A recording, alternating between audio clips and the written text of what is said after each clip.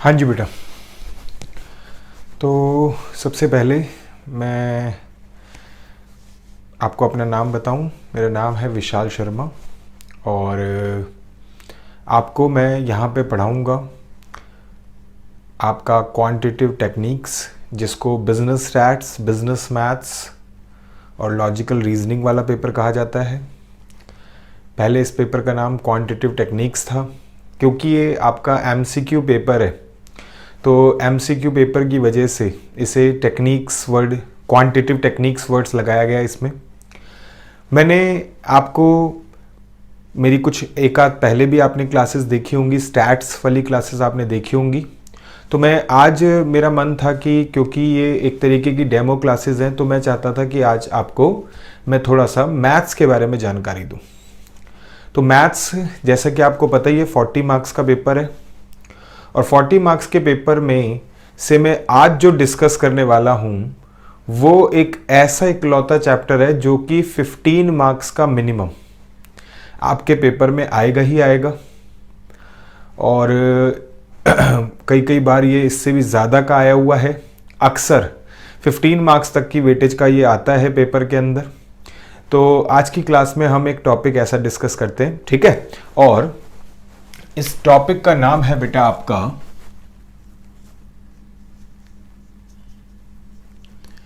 Time value of money.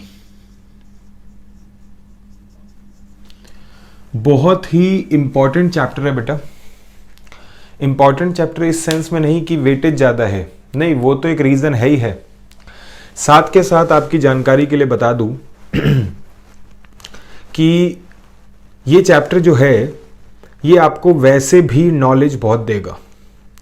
इससे आगे के लेवल में भी, सीए की इस जर्नी में, इससे आगे के लेवल में भी आपको ये चैप्टर जो है बार बार आपके सामने आएगा।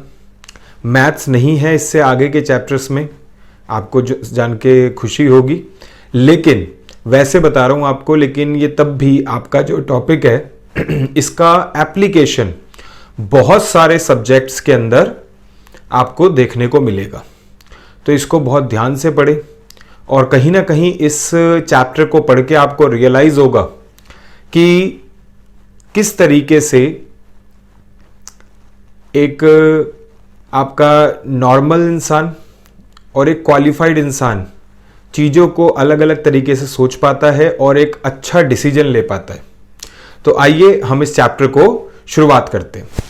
तो सबसे पहले यहाँ पे मैं आपके साथ डिस्कस करूँगा, चैप्टर का नाम मैंने आपको बता दिया, time value of money.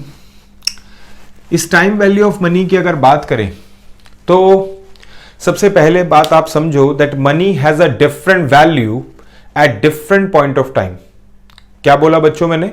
That money has a different value at different point of time. पैसे की वैल्यू अलग अलग समय में अलग अलग होती है। एग्जाम्पल के तौर पे अगर आप किसी फोन को फाइनेंस करवाते हो और उसकी 2 साल की किश्तें बनवाते हो, महंगा फोन लिया है, जब लोन ही ले रहे हैं तो फिर अच्छा ही फोन लेंगे। तो अगर आप मान लिया 80,000 का कोई फोन फाइनेंस करवाते हो और उसकी 2 ईयर्स की इंस्टॉलमेंट, मंथली इंस्टॉलमेंट, यानी कि 24 मंथली इंस्टॉलमेंट्स में पे करके आते हो, तो क्या आपको 80,000 ही देने होंगे या कुछ 1,000, 2,000, 5,000 ज्यादा देने होंगे 2 सालों में? आप बताएं मुझे। नो कॉस्ट ईएमआई जरूर लिखा होता है, लेकिन कहीं ना कहीं उनके अंदर भी आप जब टोटल निकालोगे तो थोड़ा सा ज्यादा ही पे किया होता है। तो कहने का मतलब यह हुआ कि आपका एक तरीके से अगर आपने आज कोई 80,000 का फोन लिया और 2 साल की इंस्टॉलमेंट्स में आपने उनको वापस किया, तो एक तरीके से देखा जाए तो आप उतने पैसे नहीं बल्कि उससे थोड़े से ज्यादा देते हो। और उसी ज्यादा पैसे को आप देख लेना, कोई भी इंस्टॉलमेंट आप फ्लिपकार्ट, अमेजॉन, आपके पास सभी के फोन में होंगे। आप चेक करना कि क्या एग्जैक्ट उतना ही दे रहे हैं या 100 200 500, अगर महंगा अमाउंट है तो मतलब 80,000 90,000 की बात है तो शायद और 2-4 हज़ार का फर्क आएगा। तो ये जो फर्क है ये बेटा आपका बिकॉज किस वजह से होता है? इंटरेस्ट की वजह से होता है। किस वजह से होता है? इंटरेस्ट की वजह से। तो इसका मतलब ये हुआ बेटा कि मनी की value different point of time पे क्या होती है? डिफरेंट। एग्जाम्पल के तौर पे अगर किसी बैंक में आपने 100 रुपए जमा कराए और उस बैंक के सेविंग बैंक अकाउंट के अंदर आपको सपोज कर लो 6% पर एनम का इंटरेस्ट मिलता है, तो इसका मतलब मैं यहां पे जीरो लिख देता हूं। जीरो का मतलब होता है प्रेजेंट। जीरो का मतलब क्या होता है? Present value. और या फिर ऐसे भी बोल सकता हूं जस्ट नाउ, बिल्कुल अभी की बात हो रही है, ठीक है। और यहां पे मैं लिख देता हूं 1, तो यानी कि कहीं ना कहीं आप 1 साल बाद के बारे में बात कर रहे हो। तो मैं आपको बताना चाहूंगा कि आज का 100 रुपए, आज के 100 रुपए अगर इस बैंक में जमा करा के आओगे तो 1 साल बाद आपको मिलेंगे, और बेटा 100 रुपए नहीं बल्कि 106 रुपए मिलेंगे। तो एक तरीके से देखा आपने कि मनी की value different point of time पे क्या होती है? डिफरेंट। आज के 100 रुपए 1 साल बाद के कितने के बराबर होंगे? 106 रुपए के बराबर। अगर सपोज कर लो कि मैं किसी बैंक की बात हटा देता हूं, सपोज कर लो आपने किसी पर्सन से बोरो करे थे और बड़ा दयालु पर्सन निकला जिसने सिर्फ पूरे साल का इंटरेस्ट आपसे चार्ज किया, और सिर्फ कितना? 6% चार्ज किया। हालांकि आप समझ सकते हैं कि जो प्राइवेटली फाइनेंस होता है वो इस रेट पे नहीं होता, बहुत ज़्यादा रेट पे होता है। आप 6% साल का, मैं आपको बता दूं कि प्रैक्टिकल लाइफ में जो प्राइवेट फाइनेंस होता है वो कहीं ना कहीं लोग 5% 10% महीने चार्ज करते हैं। हाँ, एक तरीके से अनड्यू बेनिफिट लेते हैं, लेकिन रिस्क भी तो लेते हैं। किसी को भी पैसा देने देते हैं, फिर उसके बाद आएगा नहीं आएगा कोई चेक नहीं करते कि वो कितना कमाता है कितना नहीं कमाता। करते भी होंगे, लेकिन कहीं ना कहीं आप समझ सकते हैं कि एक तरीके का क्या होता है, ये रिस्क होता है। और यहाँ पे किसी ऑर्गेनाइजेशन का पैसा नहीं बल्कि अपना पैसा होता है, तो रिस्क ज़्यादा होता है, इसीलिए वो रिटर्न भी कैसा एक्सपेक्ट करते हैं? ज़्यादा। तो फिलहाल मैं बात करता हूँ कि आपने मान लिया बड़ा अच्छा इंसान था, बड़ा सज्जन इंसान था, उसने 6% के इंटरेस्ट पे आपको क्या कर दिया? 1 साल के लिए पैसा लेंड कर दिया। आपने उससे पैसा क्या कर लिया? बोरो कर लिया। तो आज के 100 रुपए आपके 1 साल बाद के किसके बराबर होंगे? 106 रुपए के बराबर। अब मेरी बात को ध्यान से सुनो। सपोज कर लो कि 6 महीने बाद, क्या वर्ड बोला मैंने? 6 महीने बाद आपके पास पैसा आया, आपके पास पैसा आया, और सबसे पहले पैसा आने के बाद इंसान क्या करना चाहता है? अपने डेट क्लियर करना चाहता है, ठीक है ना। तो आपने भी सोचा कि यार क्यों ब्याज फालतू का देना। आपने सोचा कि भाई एक काम करते हैं, ये पैसे देके उसे खत्म करते हैं। तो अगर 6 महीने बाद उसे पैसा देने जाओगे तो मैं आपसे पूछना चाहूंगा 106 रुपए दे के आओगे या कम दे के आओगे? सभी बच्चे कह रहे हैं कि नहीं सर, अब जब 6 महीने का ही ब्याज देना है तो ब्याज पूरा 6 रुपए नहीं बल्कि कम देना है। और एक ज़्यादा टर्म्स एंड कंडीशन नहीं लगाते हम, बिल्कुल सिंपल बात कर रहा हूं क्योंकि मुझे अपनी बात को जस्टिफाई करना है पहले। और यहां पे आपका 6% पर एनम था। क्या था? 6% पर एनम, पूरे साल का 6% था। तो 6 महीने यानी कि हाफ ईयर की अगर बात की जाए तो 3% ही रहेगा, और यहां पे हमें देना होगा और 103 रुपए देना होगा। तो आप देख लो कि सेम वैल्यू, आज जिस चीज की वैल्यू 100 रुपए है, 6 महीने बाद उसकी वैल्यू 103 रुपए, अगर ये रेट ऑफ इंटरेस्ट है, और 6 महीने बाद यानी कि 1 साल बाद उसकी वैल्यू कितनी है? 106 रुपए। तो इसका मतलब यह हुआ that money has a different value at different point of time. In fact मान लिया मैं कहता हूं यहां पे, सपोज करो आप कि आपने सोचा 3 महीने बाद ही आपके पास पैसे आ गए।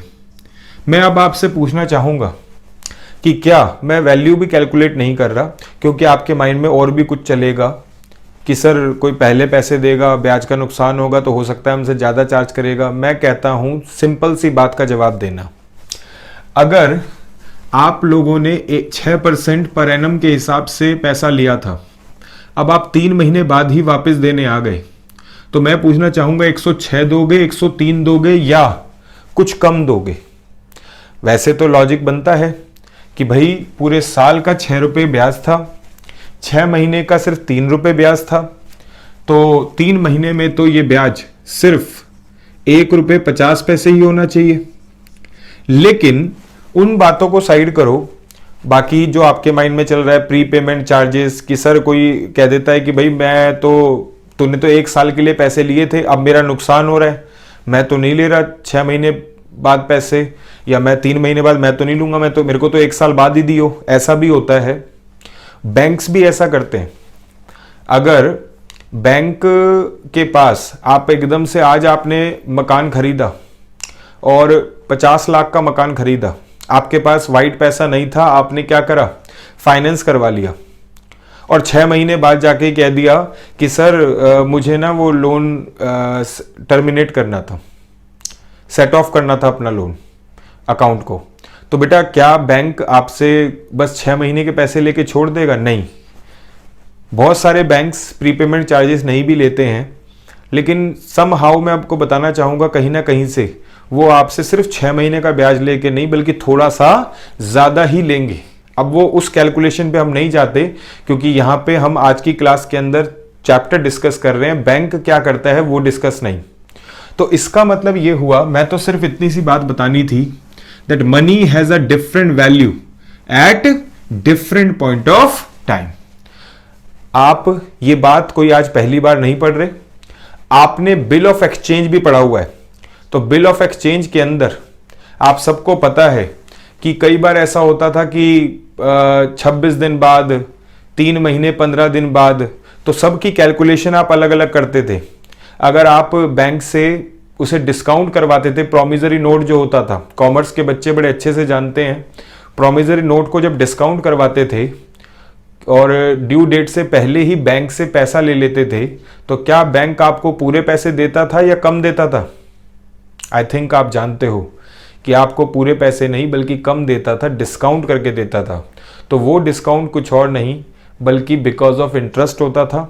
तो दोबारा से अपनी लाइन को मैं कंक्लूड करूंगा, that money has a different value at different point of time और due to the factor interest. मैं चाहूंगा आप इसे नोट इट डाउन भी कर ले, that money has a different value at different point of time due to the factor interest. ठीक है बेटा, अब आगे चलते हैं। तो सबसे पहले मैं इसको रब कर देता हूं, आप इसे चाहे तो कॉपी कर सकते हैं, फिर हम आगे की बात डिस्कस करते हैं।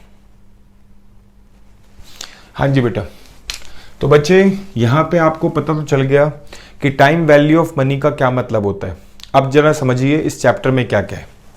इस चैप्टर में आपके 2 पोर्शन है। एक पोर्शन है बेटा जो इंटरेस्ट पे बेस्ड है,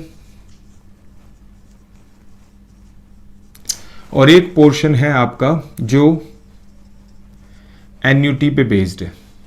ठीक है बेटा, अगर सबसे पहले हम बात करते हैं इंटरेस्ट की, तो इंटरेस्ट की भी 2 कैटेगरी होती है बेटा। एक होता है आपका सिंपल इंटरेस्ट और एक होता है आपका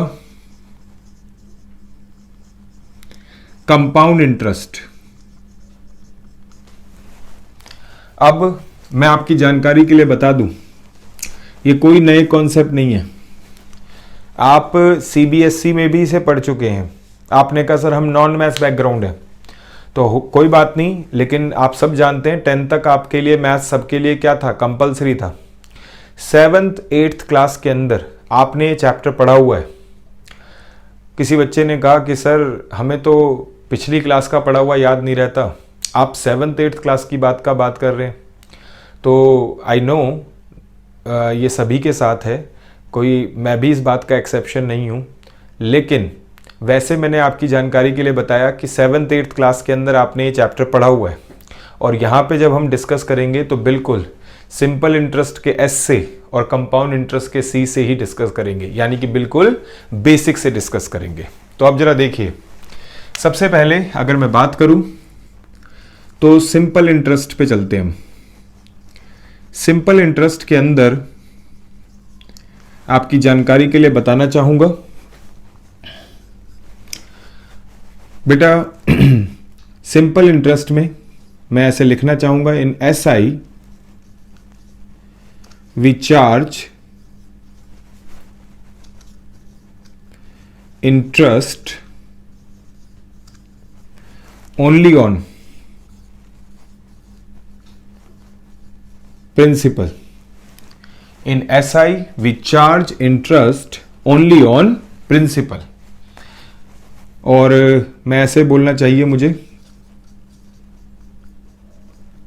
ओरिजिनल प्रिंसिपल, यानी कि जो आपका इनिशियली जो आपने पैसा इन्वेस्ट किया होता है या इनिशियली जो पैसा आपने बोरो किया होता है, सिर्फ उसी के ऊपर ब्याज एप्लीकेबल होता है, और इसीलिए हमने क्या बोल दिया, ओरिजिनल प्रिंसिपल। साथ के साथ यहां पे मैं एक एग्जांपल देता हूं। एग्जांपल देखिए, जस्ट सपोज कर लो ये प्रिंसिपल, इंटरेस्ट और ये अमाउंट, मैंने 3 अल्फाबेट से चीज़ों को समझाया। प्रिंसिपल का मतलब जो पैसा आप इन्वेस्ट करते हो, इंटरेस्ट का मतलब जो उसके ऊपर इंटरेस्ट अर्न करते हो, और अमाउंट का मतलब प्रिंसिपल और इंटरेस्ट को मिला के। जैसे आपने अभी पिछले वाले एग्जाम्पल में 100 रुपये बोरो करे थे तो वो प्रिंसिपल अमाउंट कहलाएगा। 6 रुपीस का पूरे साल का ब्याज था तो वो इंटरेस्ट कहलाएगा, और 106 रुपये वापस करने थे तो वो अमाउंट कहलाएगा।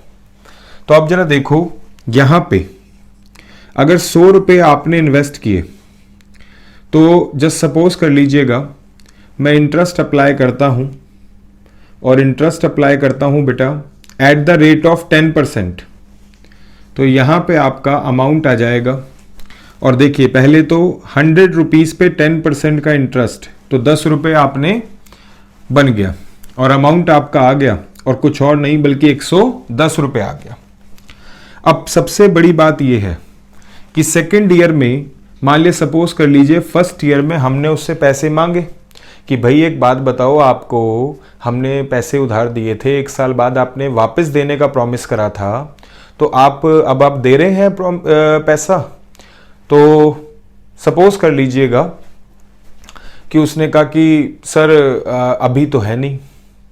हम भी उससे कहेंगे कि भाई ये क्या चक्कर है, 1 साल बाद तो आपसे पैसे लेने आ रहे हैं और 1 साल बाद आप हमें क्या कह रहे हो कि अभी तो है नहीं, आपको अरेंजमेंट करके रखना चाहिए था। उसने कहा सर कोशिश करी लेकिन नहीं हो पाया। खैर फाइनली उसने जो भी रीज़न दिया, हम कन्विंस हो गए कि ठीक है अभी इसके पास नहीं है। देखो ध्यान रखना, बिजनेस होती है या झगड़ा होता है, जहाँ झगड़ा होगा वहाँ बिजनेस नहीं होगा, और जहाँ बिजनेस होगा वहाँ झगड़ा कभी नहीं होगा। तो सामने वाला चाहे मन में ना भी हो तब भी कन्विंस हुआ, क्योंकि उसे बिजनेस करना है। तो उसने कहा कि भाई देख लो, आपको ही अगले साल का भी ब्याज देना पड़ेगा। तो अब हमें उसे 110 लेने थे, लेकिन क्योंकि उसने 1 भी रुपया नहीं दिया, तो अगले साल 100 रुपये के ऊपर, अगले साल 100 रुपये के ऊपर फिर 10% के हिसाब से 10 रुपये का ही ब्याज आएगा, और 110 तो पहले ही ड्यू हो चुके थे, 10 रुपये अगले साल का और इंटरेस्ट आ गया, यानी कि 120 रुपये हो जाएगा। सपोज कर लीजिएगा कि आपका उसने हमें 20 रुपये, 120 रुपये जो हैं हमने उससे मांगने गए सेकेंड ईयर के एंड में। एक तरीके से हाइपोथेटिकल सिचुएशन मान लो कि सेकेंड ईयर में भी उसने हमें रिफ्यूज़ कर दिया अपनी पेमेंट के लिए कि भाई नहीं है सर। तो बेटे इसका मतलब ये हुआ कि आपका थर्ड ईयर में भी आपका 100 रुपये पे ही इंटरेस्ट लगेगा, और आपका 10 रुपये के हिसाब से लगेगा, और अब कितना हो गया 130 रुपये। यहाँ पे एक बात को ध्यान देना, देखो पढ़ाई को थोड़ा प्रैक्टिकल लाइफ के हिसाब से ही समझना चाहिए। एग्जाम्पल के तौर पे सिंपल इंटरेस्ट का बिजनेस जो लोग करते हैं, यानी कि इंटरेस्ट का बिजनेस जो करते हैं और सिंपल इंटरेस्ट के हिसाब से मनी लेंड करते हैं, वो कभी भी अपना इंटरेस्ट छोड़ते नहीं हैं। तुमने कहा सर इसका क्या मतलब है? इसका ये मतलब है कि अगर मान लिया मैं एक फाइनेंसर हूँ और मैं लोगों को पैसे लेंड करता हूँ, मनी लेंड करता हूँ, तो बेटा जी आपका अगर 1 साल बाद मैं उससे 110 रुपये लेने जाऊँगा तो चाहे कुछ भी हो जाए मैं उसके पीछे पड़ जाऊँगा कि भाई मुझे कम से कम ब्याज का पैसा तो चाहिए। उसके पीछे रीज़न है। तुम समझ सकते हो कि 110 रुपये लेने थे, 110 में से 10 रुपये ये वाले हैं और 100 रुपये ये वाले हैं। ये वाले 100 रुपये तो मुझे कमा के देंगे, लेकिन ये वाले 10 रुपये यानी कि ब्याज के 10 रुपये मुझे कमा के नहीं देंगे। तो सिंपल इंटरेस्ट में लॉजिकली कभी भी कोई इंसान इंटरेस्ट को स्किप नहीं करता है। वो कहता है कि देखिए आप पैसा नहीं दे पा रहे हैं, दैट्स फाइन, कोई बात नहीं, लेकिन 10 रुपये जो 1 साल बाद का जो ब्याज है वो मुझे कब चाहिए? आज, पहले ब्याज ही चाहिए। तो वो कहते हैं ना पहले ब्याज ही चाहिए। तो उसके पीछे लॉजिक ही यही होता है, क्योंकि जो आपका प्रिंसिपल है वो तो अगले साल दोबारा ब्याज कमा के दे देगा, लेकिन आपका जो इंटरेस्ट है वो बाद में इंटरेस्ट पे इंटरेस्ट की पॉलिसी नहीं होती जो लोग सिंपल इंटरेस्ट का बिजनेस करते हैं। तो इसीलिए वो कभी भी अपना इंटरेस्ट स्किप नहीं करते, वो कभी 10 रुपये छोड़ेगा ही नहीं। वो क्या करेगा कि जब उससे पहले साल ही 110 रुपये लेने जाओगे तो वो 10 रुपये हाथों हाथ लेगा कि भाई कैसे भी ला, कुछ भी कर, मुझे मेरे ब्याज के पैसे चाहिए। तो वो 10 रुपये आपसे ले लेगा।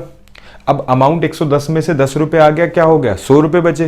100 रुपये पे अगले साल फिर 10 रुपये का इंटरेस्ट मिल जाएगा, अगले साल फिर 10 रुपये ले लेगा। तो वो ब्याज कभी नहीं स्किप करते कि मतलब लिंगर ऑन नहीं करते, डिले नहीं करते ब्याज को कि बाद में ले लूंगा, नहीं, क्योंकि ब्याज से उसकी कोई कमाई नहीं हो रही।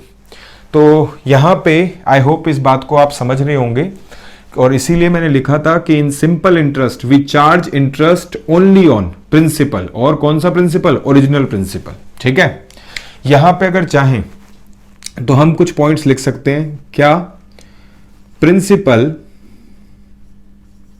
And interest of every year, principal and interest of every year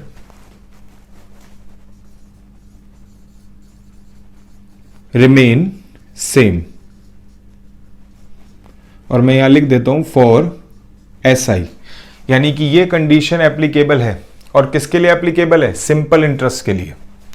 साथ के साथ आइए कुछ बेसिक सी बात भी डिस्कस करें। बेटा सिंपल इंटरेस्ट का formula P into R into T, ठीक है ना? This was the formula of simple interest. और ये तो देखते ही याद आ गया होगा। कुछ बच्चों को इसमें क्या वहम आता है कि सर जब हम छोटी क्लासेस में पढ़ते थे तो डिवीजन में 100 भी आता था, आप तो 100 नहीं लगा रहे। तो बेटा मैं 100 लगाऊं या ना लगाऊं, लेकिन फॉर्मूले का पार्ट तो 100 हमेशा रहेगा। उसके पीछे रीज़न है कि जो आपका R है वो R% है, जैसे 6%। तो इसका मतलब जब भी इसे फॉर्मूले में लगाया जाएगा 6/100 आएगा। तो अभी मैं यहाँ पे 100 लिखूँ या मैं 100 ना लिखूँ, इससे कोई फर्क नहीं पड़ता। वो 100 तो आपके डिवीजन में आना ही आना है, चाहे मैं इस तरीके से PRT लिखूँ, और अगर PRT बाय 100 लिख दिया तो फिर लिख ही दिया, तो फिर कोई टेंशन वाली बात नहीं है। समझ गए बात को? तो ये सिंपल इंटरेस्ट का फॉर्मूला मैंने आपके साथ अभी डिस्कस किया। साथ के साथ अगर बात करी जाए अमाउंट की, तो अमाउंट जो होता है आप सबको पता है प्रिंसिपल और इंटरेस्ट ऐड करके होता है, ऐसे ही होता है ना? तो इसका मतलब ये हुआ कि अगर मैं प्रिंसिपल और SI सिंपल इंटरेस्ट के नाम पे PRT लूँ, तो यहाँ पे आप देख सकते हैं P कॉमन आएगा और 1 + R इंटू T हो जाएगा। ठीक है, so this become the formula of amount in case of simple interest. बहुत बेसिक सी बात है, लेकिन फिर भी डिस्कस करनी जरूरी समझी है, क्योंकि आपके कोर्स भी तो कौन सा है? 12th बाद का ही कोर्स है। तो यहाँ पे आपसे क्वेश्चन को इस तरीके से घुमा के पूछा जाएगा कि बेसिक ही पूछा जाएगा, लेकिन कंफ्यूजन हो जाएगा कि यार ऐसे करना है कि कैसे करना है। तो इसीलिए आपका यहाँ पे अगर मैं बात करूँ तो मैंने इस बात को भी डिस्कस किया। पहले मेरी आपसे रिक्वेस्ट है कि वीडियो को पॉज करके इसको कॉपी करो, फिर उसके बाद मैं आपको आगे की बात डिस्कस करता हूं, ठीक है।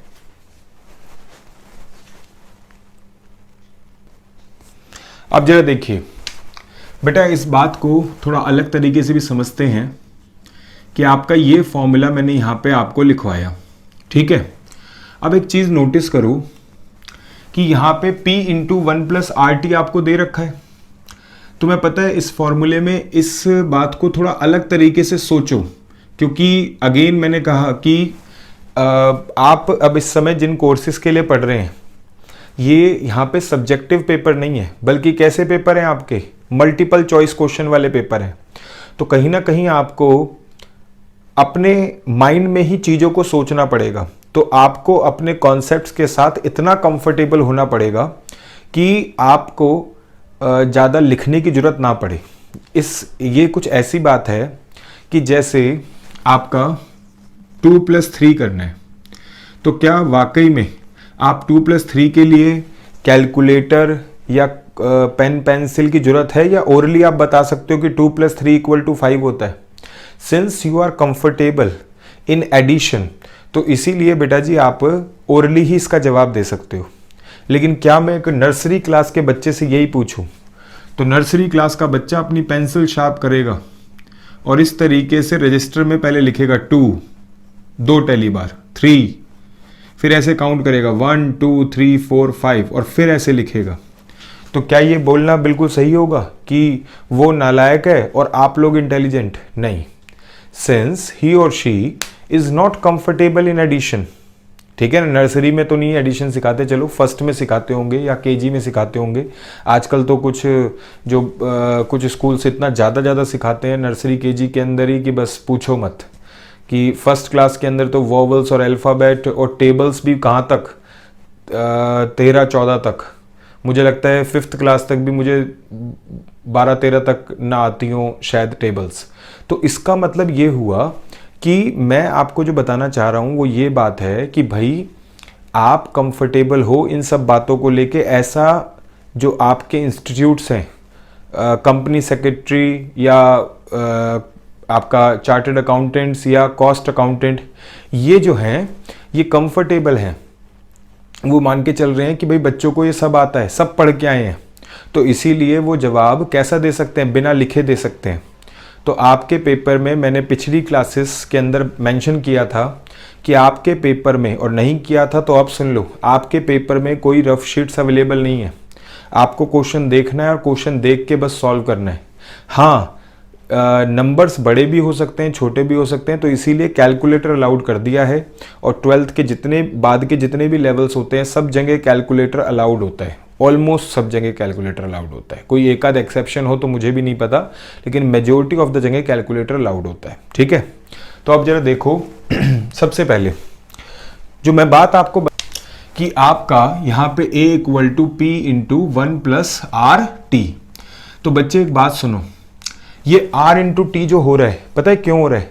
क्योंकि हर बार जो 10% लगना है वो अलग अलग प्रिंसिपल पे नहीं बल्कि सेम प्रिंसिपल पे लगना है।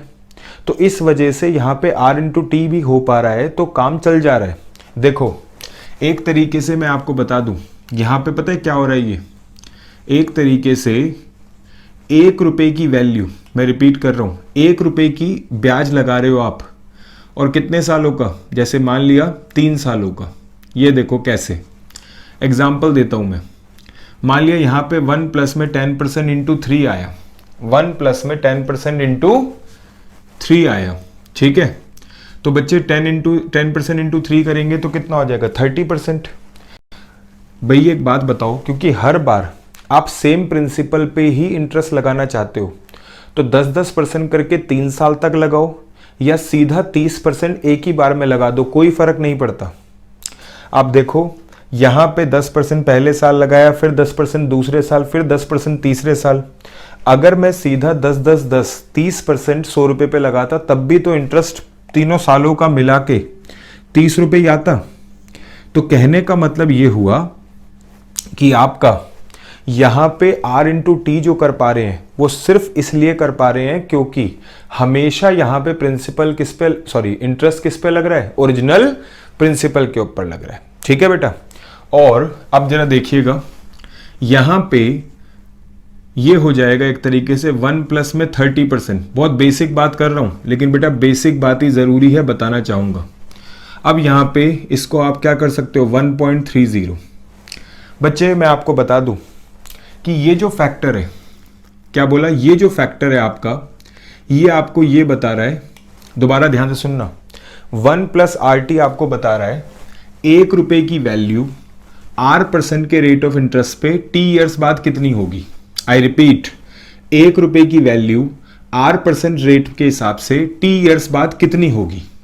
तो जैसे कि आप यहां पे देख सकते हैं, मैंने इसे तो 3 स्टेप में कर दिया इतने छोटी सी बात को, लेकिन टेंशन मत लो, अभी तो इतनी जरा सी बात भी लिख के बता रहा हूं, लेकिन एक बार वंस वी बिकम कंफर्टेबल तब आपको बड़े बड़े क्वेश्चन भी बिना लिखे करने होंगे, ठीक है ना, और आपसे करवाए जाएंगे, हम करवाएंगे, ठीक है। तो अब जरा सुनो, मैं दोबारा से बोल देता हूं कि 1 प्लस RT का मतलब है कि 1 रुपए की वैल्यू R% के हिसाब से T ईयर्स बाद कितनी हो जाएगी। तो आपने देखा कि 1 रुपए की वैल्यू 10% के हिसाब से 3 साल बाद कितनी हो जाएगी, 1.30। लेकिन बेटा हमने तो कितने लगाए थे, 500 रुपए। सपोज कर लो मेरा प्रिंसिपल कितना था, 500 रुपए, तो मैं 500 को 1.30 से मल्टीप्लाई करूंगा, तो 500 रुपए की वैल्यू आ जाएगी 10% के हिसाब से 3 साल बाद कितनी आएगी बेटा, 650 आ जाएगी।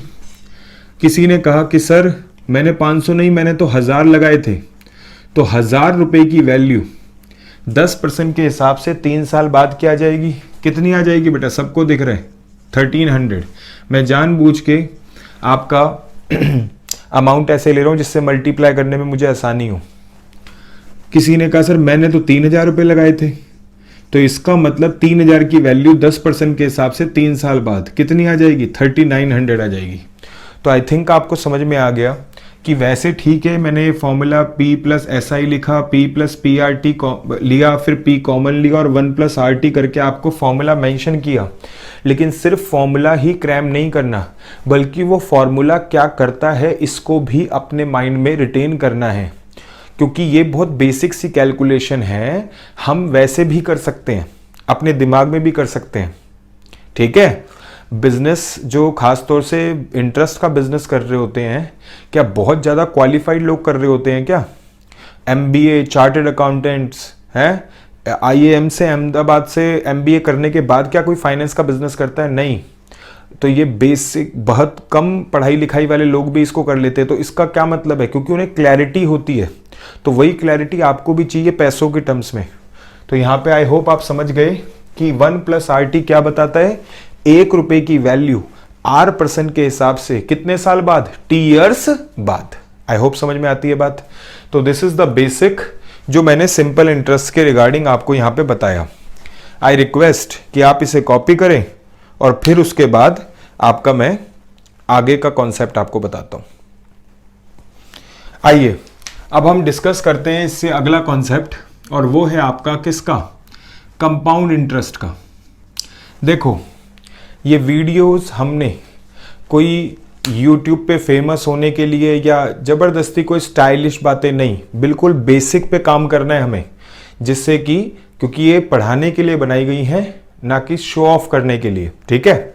तो अब जरा देखो कंपाउंड इंटरेस्ट, कंपाउंड इंटरेस्ट की डेफिनेशन समझते हैं। इन CI वी चार्ज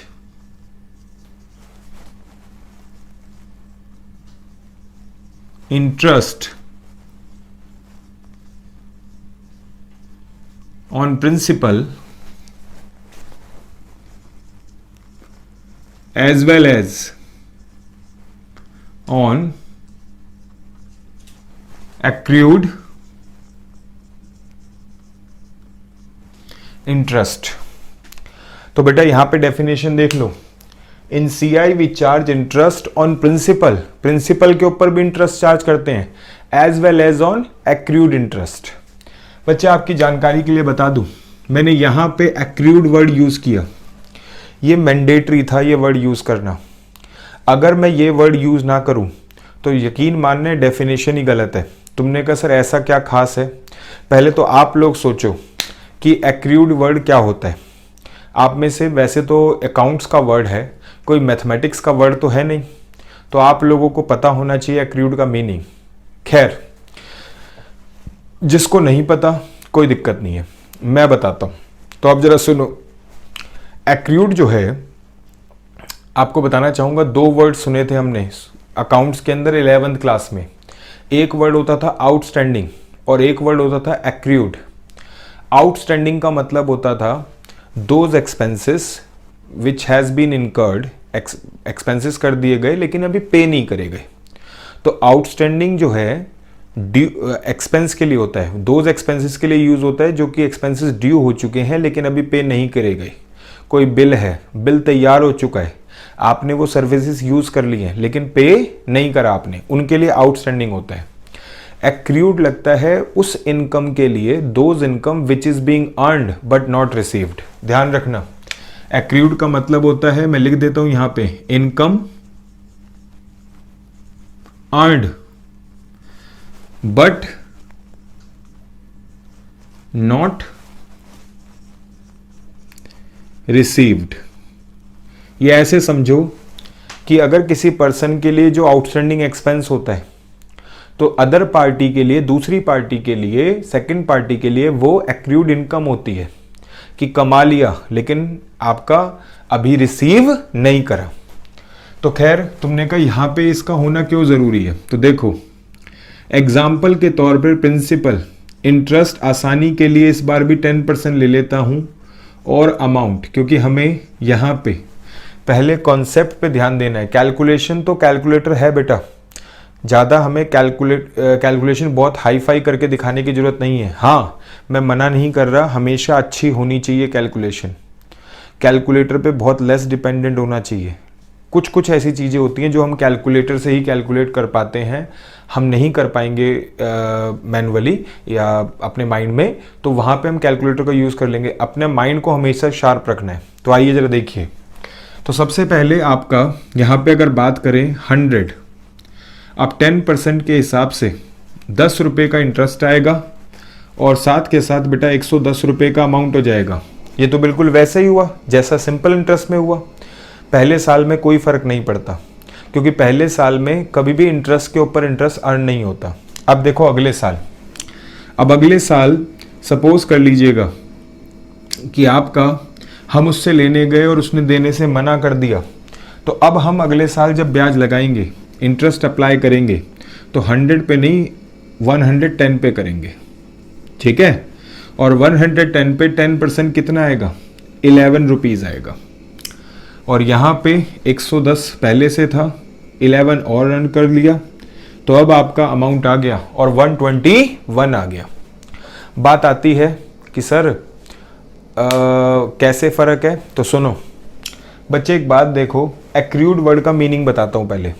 आप सबको पता है कि बेटा मैंने सिंपल इंटरेस्ट में बोला था कि जो लोग सिंपल इंटरेस्ट के बेसिस पे बिजनेस करते हैं वो कभी भी अपना इंटरेस्ट डिले या स्किप नहीं करते हैं। वो नहीं कहते कि बाद में ले लेंगे, ठीक है। लेकिन जो लोग कंपाउंड इंटरेस्ट का बिजनेस करते हैं, जितने भी कमर्शियल बैंक्स हैं, साथ के साथ कोऑपरेटिव सोसाइटीज़ हैं, और वो सभी फाइनेंशियल इंस्टीट्यूशन जो आरबीआई की गाइडलाइंस के थ्रू काम करते हैं, वो सभी कंपाउंड इंटरेस्ट के साथ डील करते हैं, ठीक है बेटा। तो अब जरा देखो, यहाँ पे 110 रुपये में से सपोज कर लो एक प्राइवेट फाइनेंसर की तरह ये इंस्टीट्यूशन भी कह दे कि सर एक काम करो, ब्याज के पैसे दे दो, इंटरेस्ट आप हमें पे कर दो। तो अब यहाँ पे आप समझो कि अगर उस पर्सन ने से हमने 10 रुपये इंटरेस्ट के ले लिए, बेटा किसके ले लिए बच्चे, इंटरेस्ट के हमने ले लिए, तो इसका मतलब ये हुआ कि लेफ्ट ओवर अमाउंट तो सिर्फ कितना हो गया, 100। तो क्या आप अगले साल के लिए 110 रुपये के ऊपर इंटरेस्ट चार्ज कर पाओगे, नहीं कर पाओगे। तो इसका मतलब ये हो गया, अरे वो भी कहेगा ना सामने वाला कि 110 पे किस तरीके से ब्याज हो सकता है सर, जब ड्यू अमाउंट ही 100 हो गया, लेफ्ट ओवर अमाउंट ही 100 हो गया, तो 110 किस बात का। तो इसका मतलब ये हुआ कि आपका, अगर आपको इंटरेस्ट के ऊपर भी इंटरेस्ट, जैसे देखो ना 11 रुपये क्यों आया, इस 100 रुपये पे भी 10% कमाया और पिछले साल जो 10 रुपये का ब्याज था उस पर भी 10% कमाया, तो 100 रुपये का 10% 10 रुपये बनता है, और 10 रुपए का 10% 1 रुपए बनता है, तो इसीलिए सेकेंड ईयर में इंटरेस्ट आपका 11 रुपए आया। ठीक है, तो ऐसा तभी पॉसिबल हो पाया जब आपने अर्न तो किया इंटरेस्ट लेकिन रिसीव नहीं किया। एग्रीड इस बात से? तो अब जरा देखो आपका 121 हो गया थर्ड ईयर में। आपका अगर वो पैसा नहीं मिल पाता है सेकेंड ईयर तक, तो थर्ड ईयर में भी बेटा जी 10% का इंटरेस्ट लगेगा, लेकिन किस पे? 121 पे लगेगा। तो 10% 121 का, तो ये हो गया 12.10, और इस तरीके से आपका टोटल अमाउंट हो गया 133.10।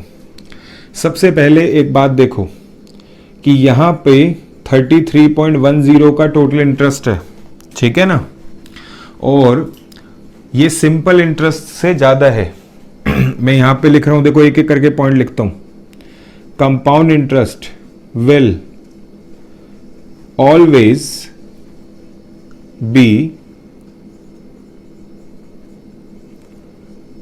Greater than simple interest. हाँ, पहले साल की बात को छोड़ दो, अगर 1 साल की बात कर रहे हो तब बात अलग है, लेकिन अगर आप 2 साल 3 साल जब ब्याज पे ब्याज कमाने का मौका मिले, जब तब अगर आप कंपेयर करते हो तो कंपाउंड इंटरेस्ट हमेशा ज़्यादा होगा। किससे? सिंपल इंटरेस्ट से। चाहे इन्वेस्टमेंट सेम हो, चाहे रेट ऑफ इंटरेस्ट भी सेम हो, और टाइम भी सेम हो। दोबारा देख लो, इसमें प्रिंसिपल भी 100 रुपये लिया, इंटरेस्ट भी 10% लिया, ठीक है ना, और टाइम भी 3 साल लिया, लेकिन यहाँ पे 30 रुपये नहीं बल्कि 33.10 आया, क्योंकि आपने कंपाउंड इंटरेस्ट होने की वजह से इंटरेस्ट के ऊपर भी इंटरेस्ट कमाया। जो सिंपल इंटरेस्ट के अंदर चीज क्या थी? मिसिंग थी। ठीक है, अच्छा साथ के साथ अगर मैं बात करूं तो यहां पे आपने लिख लिया compound interest will always be greater than simple interest, और आप सबको पता चल गया है this is because of accrued interest, ठीक है ना, और because of the policy of compound interest in which we earn interest on interest. साथ के साथ एक बात और नोटिस करो, क्या? पहले साल का अमाउंट देखो 110 रुपये, सेकेंड ईयर का प्रिंसिपल देखो 110 रुपये, देखा ना। अब सेकेंड ईयर का अमाउंट देखो 121 रुपये, तो थर्ड ईयर का प्रिंसिपल देखो 121 रुपये। तो आप एक लाइन और यहां पे नोटिस कर सकते हो, आप लिखो कैसे भी, ठीक है ना, अपने हिसाब से देख लेना। इन CI amount of every year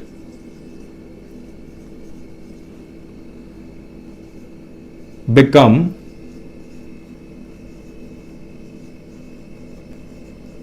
principal of its subsequent year. Amount of every year become principal of its subsequent year. You can easily verify this from the given example. Okay बेटा, तो यहां तक की बात मुझे उम्मीद है कि आपको समझ में आ गई होगी, ठीक है। और आपका साथ के साथ अब यहां पे डिस्कस करते हैं आपके साथ किसके बारे में? फॉर्मूलाज के बारे में, ठीक है। तो पहले मेरी थोड़ी सी रिक्वेस्ट रहेगी आपसे कि आप इसे कॉपी करें, फिर मैं आपको यहां पे फॉर्मूला बताता हूं। इसे पॉज करके कॉपी कर लो। अब देखिए यहां पे नोटिस कीजिएगा, मैं इसका फॉर्मूला डेवलप करता हूं। कंपाउंड इंटरेस्ट में सबसे ज़्यादा और इम्पॉर्टेंट फॉर्मूला जो बनता है वो बनता है आपका किसका? अमाउंट का। तो ए का फॉर्मूला मैं डायरेक्ट भी लिख सकता हूँ, लेकिन नहीं, मैं यहाँ पे आपको इसको जस्टिफाई करूँगा, प्रूव करूँगा। तो देखो ए जो है वो आपका formula principal plus compound interest, ठीक है। तो यहाँ पे देखो A is equals to P plus में कंपाउंड इंटरेस्ट के नाम पे पी मल्टीप्लाई बाय R%, मैंने लिख दिया।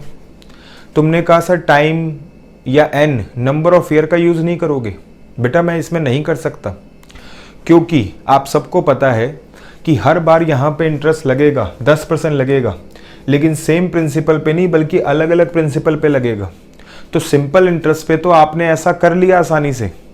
उसके पीछे सीधा सा रीज़न था क्योंकि वहाँ पे हमेशा सेम प्रिंसिपल पे ही इंटरेस्ट का रेट एप्लीकेबल होना था।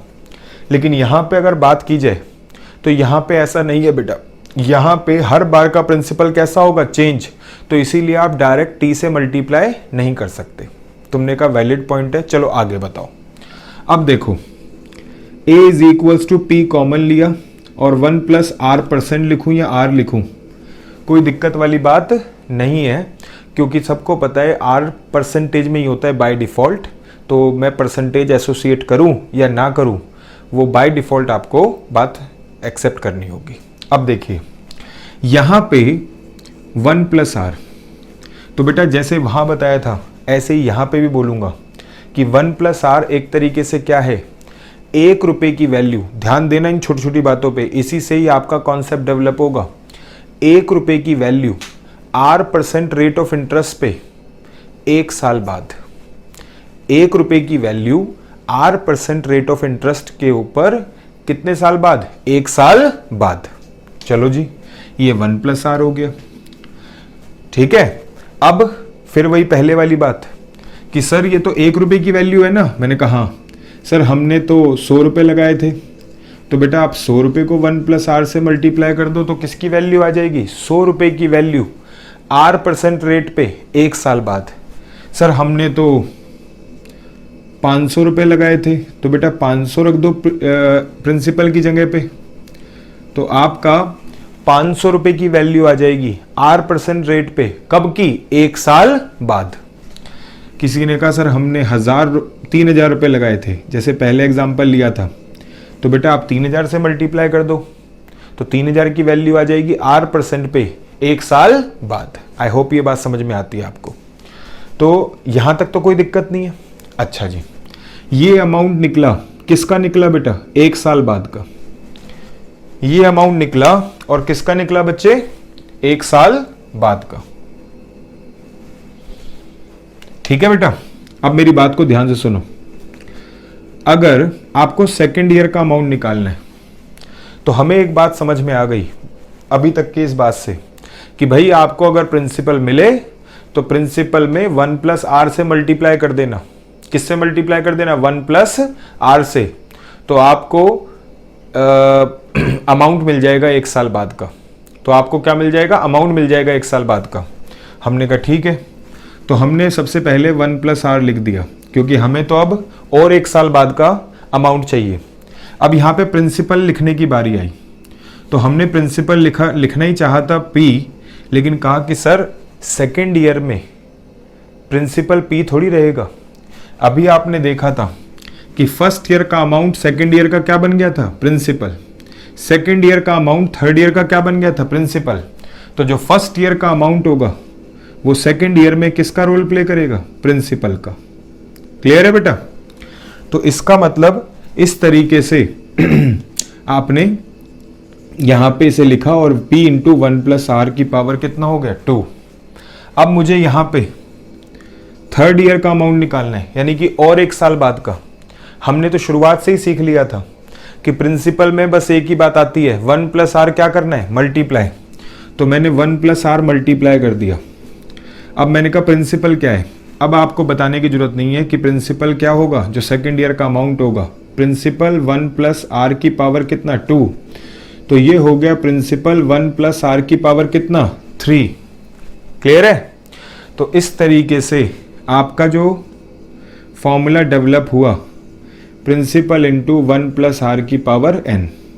मैं अगर इसे डायरेक्ट बताता तो आप अगर क्यों के हिसाब से पढ़ते हो, ऐसा क्यों वैसा क्यों नहीं, जो कि जरूरी भी है, तो आपके माइंड में आता कि सर वैसे तो देखने में फॉर्मूला ऑलमोस्ट वैसा सही है, लेकिन ये n या t कुछ भी कर लो, n लिख दो या t लिख दो, इसमें कंफ्यूज मत होना कि ये पावर में कहाँ से आ गया। तो आई थिंक मुझे ये बताने की अब जरूरत नहीं है, आपके सामने ऑलरेडी मैं मेंशन कर चुका हूँ। ठीक है बेटा। तो प्लीज़ आपसे रिक्वेस्ट रहेगी कि आप इसे एक बार पॉज करके वीडियो को कॉपी करो और फिर उसके बाद हम आगे का कॉन्सेप्ट डिस्कस करते हैं। हाँ जी, अब जरा देखो, फॉर्मूला तो आपको समझ में आ गया कि कंपाउंड अमाउंट का फॉर्मूला जो बनेगा वो कुछ और नहीं बल्कि a equal to p into 1 plus r की पावर n या t। ठीक है, तो कोई भी t लिखो या n लिखो, इससे कोई फर्क नहीं पड़ता। अब एक चीज आपको बताना चाहूंगा, यहां पे सिंपल इंटरेस्ट के लिए तो ऐसा नहीं बोलते, लेकिन मतलब वहां पे भी यही होता है, लेकिन इसके लिए एक वर्ड यूज होता है CVF। क्या वर्ड यूज होता है? CVF। और CVF की फुल फॉर्म सुन लो, क्यूमुलेटिव वैल्यू फैक्टर। क्या बोला मैंने? Cumulative value factor.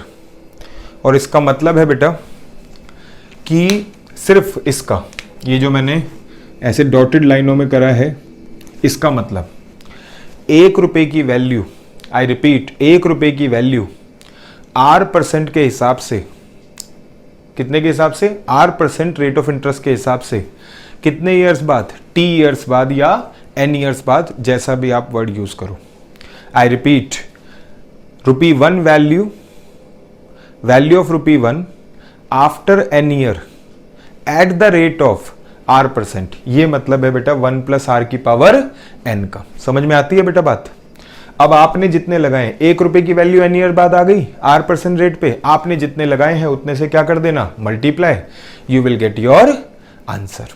ठीक है, अब आगे देखो, इस बात को भूलना मत, CVF बोलते हैं इसे, क्यूमुलेटिव वैल्यू फैक्टर। अब देखो, साथ के साथ अगर कंपाउंड इंटरेस्ट की बात करते हैं, वहां पे इंटरेस्ट का फॉर्मूला पहले बताया था, अमाउंट का बाद में, या अमाउंट का पहले बता दिया, इंटरेस्ट का बाद में। तो अब जरा देखो इंटरेस्ट कैसे है बेटा, सदियों पुरानी रीति है, ठीक है ना, tradition I mean. Amount minus interest किया जाएगा, सॉरी अमाउंट माइनस प्रिंसिपल किया जाएगा, तो आपका इंटरेस्ट निकल के आएगा। आइए जरा देखिए, तो यहाँ पे अमाउंट के फॉर्मूले के नाम पे P इंटू 1 प्लस आर की पावर n किया जाएगा, प्रिंसिपल एज इट इज। यही करना है ना, दोनों तरीके से बता रहा हूँ, न्यूमेरिकली सॉल्व करके भी और उसका फिर लॉजिक भी बता रहा हूँ। लॉजिक पता होना बहुत ज़रूरी है, क्योंकि जब हमें लॉजिक पता होता है तो हमारे माइंड में ही क्वेश्चन सॉल्व होता है। ठीक है, जहाँ कैलकुलेशन की दिक्कत आती है तो कैलकुलेटर का यूज़ होता है। आइए देखिए, तो कंपाउंड इंटरेस्ट के अंदर अब मैं क्या कर सकता हूँ, तुम्हें सबको दिख रहा है, प्रिंसिपल कॉमन ले सकता हूँ। तो प्रिंसिपल कॉमन लिया और 1 प्लस आर की पावर n माइनस 1 किया। ठीक है बेटा, आई होप समझ में आ गई बात आपको। चलो जी, P कॉमन ले लिया तो यहाँ 1 आ गया P की जगह पे। अब लेकिन इसको अगर लॉजिकली समझें तो जरा देखो क्या मतलब है इसका, सुनो। 1 प्लस आर की पावर n, जिसको CVF बताया था, इसका मतलब था 1 रुपए की वैल्यू आफ्टर n ईयर। क्या बताया था? 1 रुपए की value after n year at the rate of R%, यही बताया था। तो बेटा एक बात बताओ, 1 रुपए की वैल्यू की बात अगर कर रहे हो तो इसका मतलब 1 रुपया कहाँ से आया था? आपने इन्वेस्ट किया था। आपने क्या किया था? इन्वेस्ट किया था। लेकिन क्योंकि इस समय मेरा क्राइटेरिया इन्वेस्टमेंट नहीं, मुझे सिर्फ इंटरेस्ट पता करना है कि एक्चुअल में मैंने कितना कमाया, तो मैंने बेटा लगाया कितना था? 1 रुपये, तो माइनस भी कितना कर दिया? 1 रुपये। मैंने लगाया कितना था? 1 रुपये, तो मैंने माइनस भी कितना कर दिया? 1 रुपये। तो यानी कि इसका मतलब जो अब बचेगा 1 रुपया माइनस होने के बाद, -1 होने के बाद जो बचेगा वो तो 1 रुपये का ब्याज बचेगा। जो बचेगा वो क्या होगा? Interest of ₹1। क्या बचेगा? Interest of ₹1। कितने सालों का? n ईयर्स का इंटरेस्ट। किस रेट पे? R% पे। आई रिपीट, 1 प्लस आर की पावर n का मतलब क्या था? Value of ₹1 after n year at the rate of R%। 1 रुपए की वैल्यू n ईयर बाद किस रेट पे? R% पे। अब 1 रुपए तो आपने अपने पास से, अपनी जेब से इन्वेस्ट किया था, तो वही 1 रुपए क्या हो गया? माइनस। अब माइनस हो गया तो इसका मतलब जो यहाँ पे इस बड़े वाले बॉक्स को सॉल्व करके जो बचेगा वो क्या बचेगा? Interest of ₹1। क्या बचेगा? इंटरेस्ट ऑफ ₹1, 1 रुपए का ब्याज, कितने सालों का? n ईयर्स का। किस रेट पे? R% के रेट पे। यही बचेगा ना। लेकिन फिर दोबारा किसी ने कहा सर हमने तो 500 लगाए थे, तो बेटा प्रिंसिपल की जगह 500 लिख देना, तो 500 रुपये का इंटरेस्ट आ जाएगा एन ईयर्स का आर रेट ऑफ इंटरेस्ट पे। किसी ने कहा सर मैंने तो 1000 लगाए थे, तो बेटा प्रिंसिपल की जगह 1000 लिख देना, तो 1000 का इंटरेस्ट आ जाएगा। ठीक है, कितने ईयर्स का? एन ईयर्स का। किस रेट पे? R% पे। तो आई थिंक आपको ये बात समझ में आ गई होगी कि आपको थोड़ा सा सोचने का नजरिया भी चेंज करना होगा। एग्रीड इस बात से? आई होप कोई दिक्कत नहीं इस चीज को लेके। तो सबसे पहले आपसे रिक्वेस्ट है इसे कॉपी करो, ठीक है ना। तो एक काम करते हैं, आज की क्लास में मैंने एक छोटा सा कॉन्सेप्ट आपके साथ डिस्कस किया, होपफुली आपको समझ में आया होगा। नेक्स्ट क्लास में मैं इससे आगे का कॉन्सेप्ट आपके साथ डिस्कस करूंगा। ठीक है, आज के लिए इतना ही। थैंक यू बेटा, थैंक यू वेरी मच।